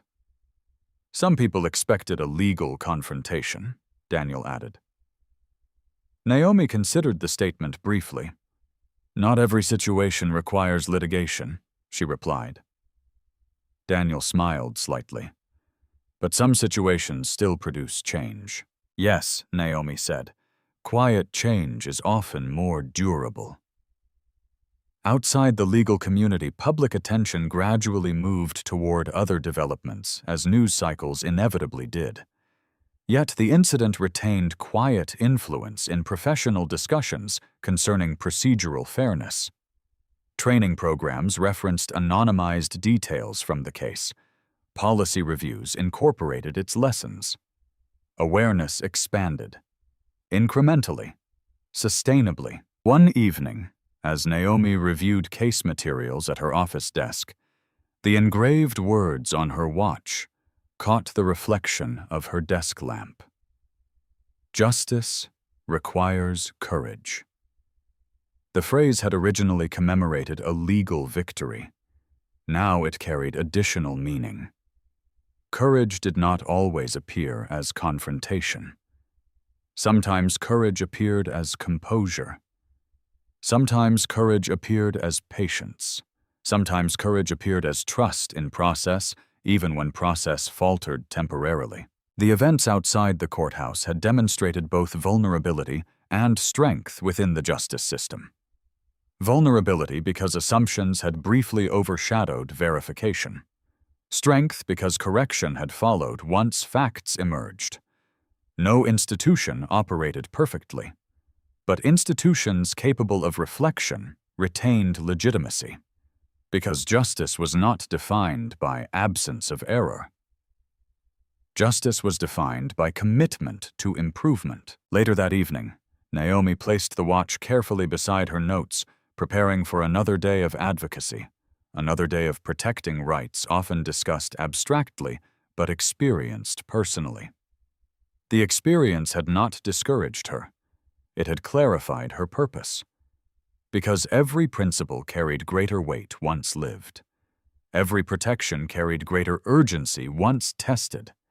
And every moment of fairness carried greater meaning once threatened. Justice remained an ongoing effort, not a finished destination. A practice, a responsibility, a shared commitment. And sometimes the most meaningful progress began with a single moment that reminded everyone watching why those principles mattered. Because dignity never required permission, and truth never required assumption. Justice required courage, always.